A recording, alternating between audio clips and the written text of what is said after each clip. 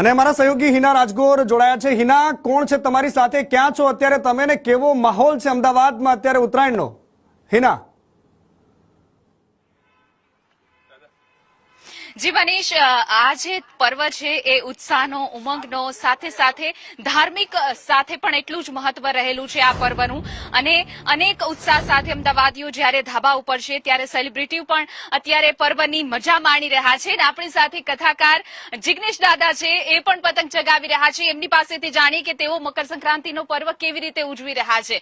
જિગ્નેશ દાદા, સંદેશ ન્યૂઝમાં આપનું સ્વાગત છે। અને આપનો આજનો દિવસનો કાર્યક્રમ શું છે અને શરૂઆત તમે મકર સંક્રાંતિ પર્વની કેવી રીતે કરી? સૌને રાધે રાધે અને ખૂબ બધાને આજના દિવસની શુભકામનાઓ। આજનો દિવસ બધા જ માટે, મારા એક માટે નહીં, સૌ લોકો માટે, તાપમાં પણ લોકો આટલા પ્રસન્ન દેખાતા હોય છે કેમ કે પોતાની પતંગ ઉપર ચડતી હોય છે। અને જ્યારે પતંગ ઉપર ચડે ત્યારે સૌને આનંદ થતો હોય છે। આજના દિવસની બધાને એટલી શુભકામના આપીએ છીએ કે જેમ આજે તમે પતંગ ચગાવવા માટે આટલી મહેનત કરીને પતંગ ઉપર ચડાવો છો, એમ તમારા જીવનનું પતંગ પણ મહેનતથી જ ઉપર જશે, એવો આપણને આ આજનો પર્વ સૌથી મોટો સંદેશો આપે છે। જ્યારે જ્યારે મેં હમણાં જ કહ્યું કે જ્યારે જ્યારે પવન ન હોય ત્યારે પણ લોકો એટલો પ્રયત્ન કરીને પણ તમે પતંગ ઉપર ચડાવવા, ઉપર લઈ જવા માટે મહેનત કરતા હોવ છો, તો એમ જ્યારે તમારા જીવનમાં પણ કોઈ સમય પ્રતિકૂળ હોય ત્યારે એ સમયને પણ અનુકૂળમાં પરિવર્તિત કરીને તમારા જીવનનું પતંગ ઉપર ચડેવા પ્રયત્ન કરવા જોઈએ। જી બિલકુલ જિગ્નેશ દાદા, અને સાથે આ જે મકર સંક્રાંતિ છે એમાં ધાર્મિક રીતે એનું કેટલું મહત્વ છે અને આ દિવસે શું શું કરવું જોઈએ? આજનો દિવસ ખાસ કરીને બહુ જ અનુકૂળ એટલા માટે છે, આજનો ઉત્તરાયણનો આ પવિત્ર કાળ છે। અને ભાગવતની કથા પ્રમાણે જો કહીએ તો દાદા ભીષ્મનો આ સમયમાં સ્વર્ગવાસ દેહાંત થયેલો, કે જ્યારે ભગવાન કૃષ્ણ પણ કહેતા હતા કે દાદા ઉત્તરાયણનો પવિત્ર કાળ છે। ઉત્તરાયણનો એક અર્થ છે કે ઉત્તરાયણ એટલે લોકો એમ કહેતા હોય કે દક્ષિણાયન ઉત્તરાયણ, પણ ઉત્તરાયણના દિવસમાં આજે આકાશમાં જેમ વાદળાઓ નથી હોતા, એમ જેના જીવનમાં વાસનાના વાદળા ન હોય એ સમય ઉત્તરાયણનો છે। તો આજે આ ઉત્તરાયણનો પવિત્ર દિવસ, અને એમાં આ વર્ષે બહુ જ સુબક સમન્વય છે કે આજે એકાદશી પણ છે અને દાન અને પુણ્યનો ખૂબ મોટો દિવસ છે। લોકોને કહીશ કે આજના આ પવિત્ર દિવસે ખૂબ દાન પુણ્ય કરી અને પોતાનું પુણ્યની પૂંજી એકત્રિત કરે।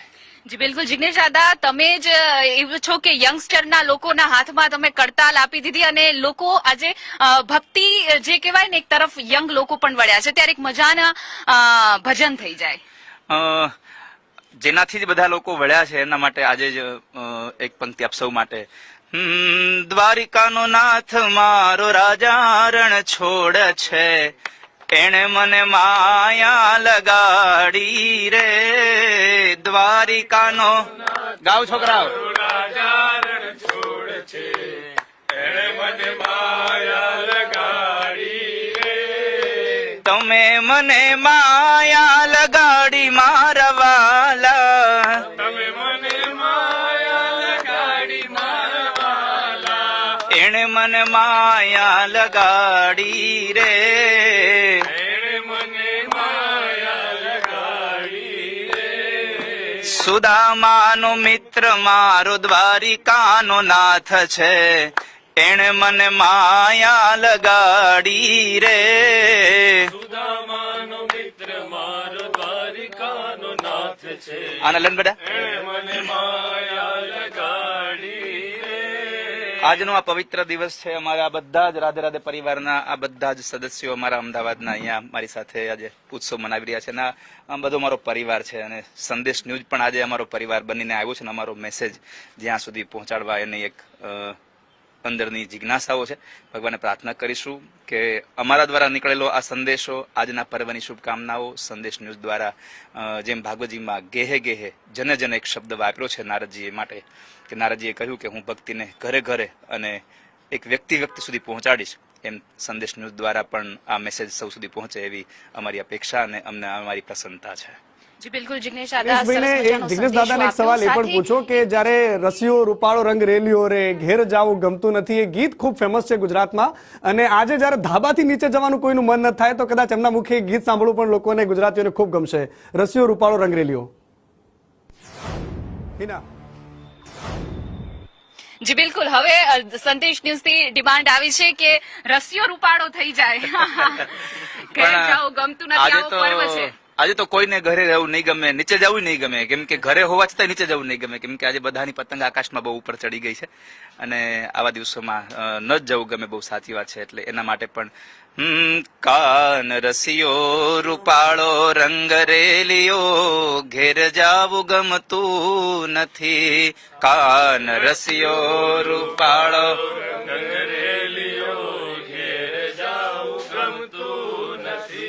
મારે માથે છે યમુનાજી નિહેલ રે ઘેર જાવું ગમતું નથી, મારે માથે છે યમુનાજી નિહેલ રે ઘેર જાવું ગમતું નથી. એ જ ભાવ સાથે સૌને આજના દિવસની ખૂબ શુભકામનાઓ.